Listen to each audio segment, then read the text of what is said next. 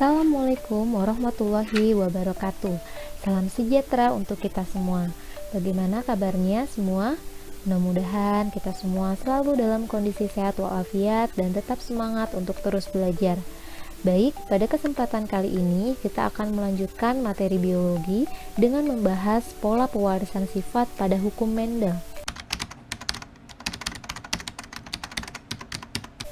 Kompetensi dasar yang akan kalian capai yaitu kalian mampu menerapkan prinsip pewarisan sifat makhluk hidup berdasarkan hukum Mendel, dan kalian mampu menyajikan hasil penerapan hukum Mendel dalam perhitungan peluang dari persilangan makhluk hidup di bidang pertanian dan peternakan. Masih ingat materi tentang pembelahan sel? Di mana pembelahan meiosis menyebabkan terjadinya variasi genetik. Berikut adalah gambar rekombinasi genetik yang terjadi pada sebuah keluarga.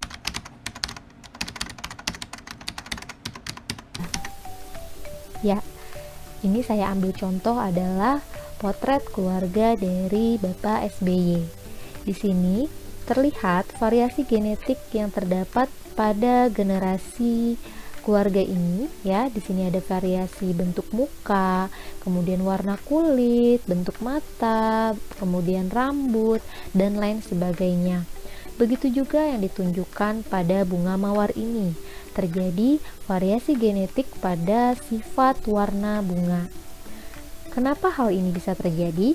Yuk, kita bahas pada materi pola pewarisan sifat berikut ini.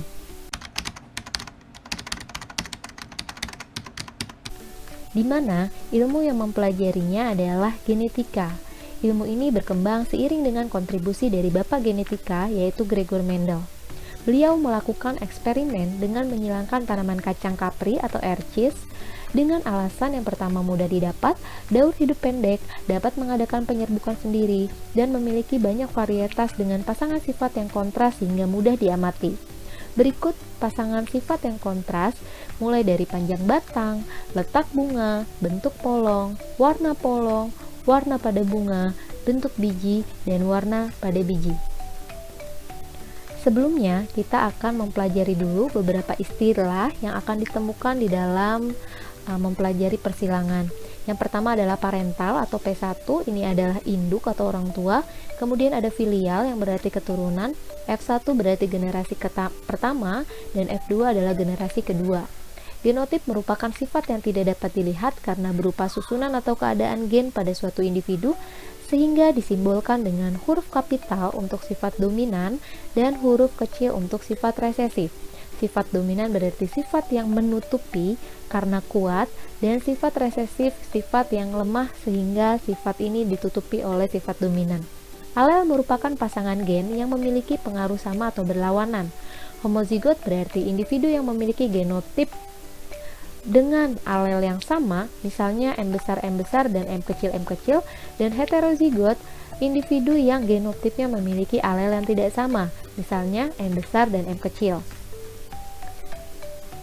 Fenotip berarti ciri yang tampak dari luar karena pengaruh faktor lingkungan terhadap gen tersebut. Gamet kita tahu ya, merupakan sel kelamin.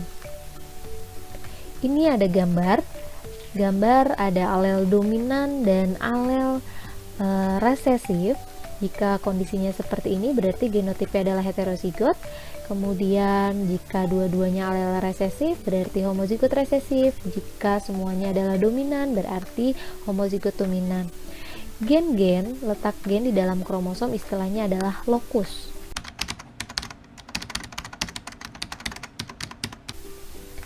Mendel mencetuskan kaidah pola pewarisan sifat menjadi dua hukum. Yang pertama adalah hukum Mendel 1, disebut juga hukum segregasi bebas. Kaidah ini menyatakan pada waktu pembentukan gamet akan terjadi pemisahan atau segregasi pasangan gen secara bebas, sehingga setiap gamet akan memperoleh satu gen dari alelnya. Perhatikan diagram persilangan berikut.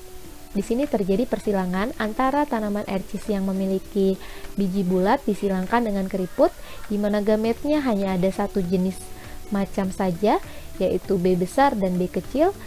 Kemudian dihasilkan 100% tanaman berbiji bulat dengan genotip heterozigot B besar dan B kecil. Di sini maksud dari hukum Mendel 1. ketika terjadi pembentukan gamet, maka pasangan gen ini akan memisah secara bebas sehingga setiap gamet ini akan memperoleh satu gen dari alelnya. Sehingga ketika sudah melakukan penyerbukan sendiri, ya, gamet ini akan mendapatkan pasangan dari gen, memperoleh satu gen dari alelnya, sehingga perbandingan fenotip pada F2 sebesar 3:1, di mana 3 ini untuk biji bulat dan 1 untuk biji yang keriput. Pada persilangan tersebut, faktor bulat B besar dominan terhadap faktor keriput B kecil. Dengan demikian, jika individu yang bergenotip B besar B kecil, otomatis dia memiliki fenotip biji yang bulat.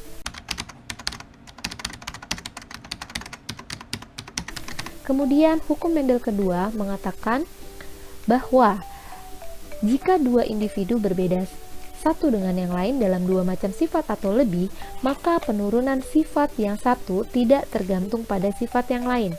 Artinya, setiap alel dapat berpasangan secara bebas dengan alel yang lain yang tidak sealel pada waktu pembentukan gamet.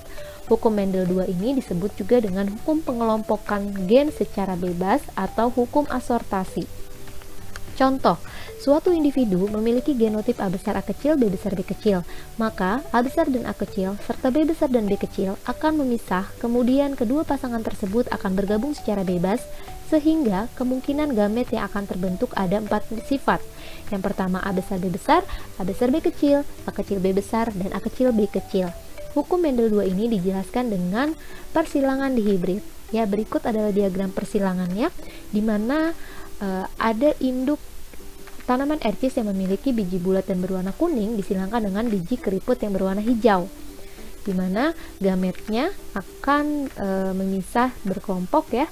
Ini ada satu macam, B besar K besar dan B kecil K kecil. Hasil F1-nya 100% bijinya bulat dan berwarna kuning.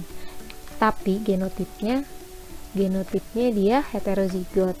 Nah, ketika melakukan penyerbukan sendiri, kemudian gametnya di sini terjadi pemisahan dan mengelompok secara bebas. Jadi ada 4 gamet yang didapat dari sperma dan 4 gamet yang didapat dari sel ovum. Sehingga ketika fertilisasi akan didapatkan perbandingan fenotip F2, biji bulat kuning 9, biji bulat hijau 3, biji keriput kuning 3, dan biji keriput hijau 1, sehingga rasionya adalah 9:3:1. Itu adalah hukum Mendel kedua. Dan uji persilangan ada 3 macam. Yang pertama B-cross. B-cross ini kita gunakan dengan tujuan untuk mencari genotip induk yang belum diketahui dengan cara kita menyilangkan individu F1 dengan salah satu induknya, baik induk dominan ataupun induk resesif. Karena di sini contohnya hasilnya didapatkan perbandingan 50% atau 1:1, berarti otomatis induknya bergenotip homozigot resesif. Yang berikutnya ada uji test cross atau uji silang satu sifat. Tujuannya untuk mengetahui apakah suatu individu bergenotip homozigot atau galur murni atau individunya bergenotip heterozigot. Dengan cara kita silangkan F1 dengan salah satu induk yang resesif. Jika dihasilkan 100% semua ya, 100% sama semua, di sini berarti dominan semua, ya otomatis berarti genotipnya adalah T besar T besar. Namun jika didapatkan perbandingan 1:1, artinya dominan 50% dan resesif 50%, berarti genotip induknya otomatis dia adalah heterozigot ya, T besar T kecil. Kemudian ada yang namanya persilangan resiprok. Di sini maksudnya adalah penyilangan ulang dengan menukar jenis kelamin. Tidak mempengaruhi hasil jika dilakukan pada gen yang tidak terjadi pautan. Nah, untuk mengetahui kemungkinan macam fenotip, perbandingan fenotip F2 pada jumlah sifat beda yang kita lakukan semakin banyak. Nah, ini juga bisa kita pakai cara segitiga Pascal. Tentunya kalian sudah tahu ya tentang segitiga Pascal. Jadi saya kasih contoh di sini pada persilangan monohibrid dan dihibrid. Kalian sudah tahu pola dari segitiga Pascal. Jadi jumlah sifat beda misalnya adalah monohibrid. Di sini polanya adalah 1, 1. Nah, setiap ini ketetapannya adalah 1 kali 3. Berarti kalau 1, 1, 1 kali 3 berbanding 1 kali 3. Nah, yang membedakan adalah pangkat di angka 3 ini. Pangkat ini menunjukkan bermulai dari jumlah sifat bedanya. Karena monohibrid berarti sifatnya 1, berarti kita mulai dari 1. Ya, untuk selanjutnya dikurangin 1 berarti 0, sehingga mendapatkan perbandingan fenotip 3:1. Untuk yang dihibrid, karena dihibrid sifatnya 2, berarti dimulai dari 3 pangkat 2, kemudian dikurangi 3 pangkat 1, kemudian dikurangi lagi jadi 3 pangkat 0, sehingga perbandingan fenotipnya 9:3:1. Dan kalian bisa mencoba jumlah sifat beda yang lainnya dengan menggunakan segitiga Pascal. Kemudian formulasi matematik pada berbagai persilangan. Ketika kita sudah menyilangkan dengan jumlah sifat beda yang banyak, tentunya formulasi matematika ini akan sangat berguna. Di sini ada berbagai rumus ya, untuk menentukan macam gamet 2 pangkat n, jumlah individu 4 pangkat n, macam fenotip 2 pangkat n, macam genotip 3 pangkat n, dan perbandingan fenotip 3:1 pangkat n. N ini apa? N ini adalah jumlah sifat yang bedanya berapa. Dan ini saya kasih contoh, ada rumus memprediksi macam gamet ya. Jadi jumlah macam gamet itu rumusnya adalah 2 pangkat n. N di sini adalah jumlah alel yang heterozigot. Jadi contohnya ada individu yang memiliki genotip A besar A kecil, B besar B kecil, C besar C besar, D besar D besar, E besar E besar. Berapa jumlah gametnya? Nggak usah bingung, karena di sini kita tahu hanya ada 2 alel yang heterozigot kan. Ini ada 2, berarti 2 pangkat 2. Ada 4 macam gamet gitu. Kemudian, nah di sini juga saya kasih contoh bagaimana menyelesaikan atau mencari rasio fenotip, rasio genotip, macam gamet dari persilangan trihibrid. Trihibrid ini berarti persilangan 3 macam sifat. Di sini contohnya adalah ketika menyilangkan tanaman yang tinggi, buahnya manis dan buahnya besar, disilangkan dengan tanaman yang pendek, buahnya asam dan buahnya kecil. Kemudian gametnya kita tentukan dulu ya, hanya ada 1 macam karena semua homozigot resesif dan dominan. F1-nya didapatkan heterozigot di mana tanamannya tinggi, manis dan besar. Dan F2-nya berarti kita silangkan. Caranya adalah kita pertama menentukan gametnya dulu tentunya ya. Nah, gametnya di sini pakai diagram anak garpu. Ditulis dulu ya. Jika heterozigot maka kita kasih cabang, jika homozigot kita tidak kasih cabang. Di sini mulai dari T besar T kecil, kita tulis T besar T kecil. Kemudian berikutnya M besar M kecil, berarti heterozigot. Kita kasih cabang ya, kita kasih cabang. Ditulis di sini M besar M kecil, M besar M kecil. Selanjutnya B besar B kecil, berarti heterozigot juga. Kita kasih cabang lagi. Ya, kita kasih cabang dan kita tulis nih. Kita kasih cabang dan kita tulis B besar B kecil.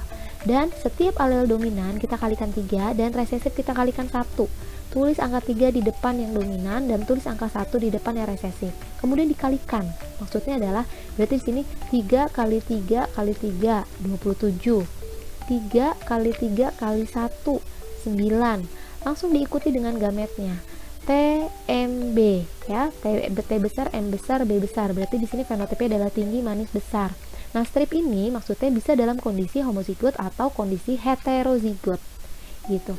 Kemudian semuanya kalian kalikan ya, sampai nanti akhirnya akan mendapatkan rasio fenotip F2-nya 27 berbanding 9 berbanding 9 berbanding 9 berbanding 3 berbanding 3 berbanding 3 berbanding 1. Jadi caranya lebih cepat nih dibandingkan dengan menggunakan papan catur gitu.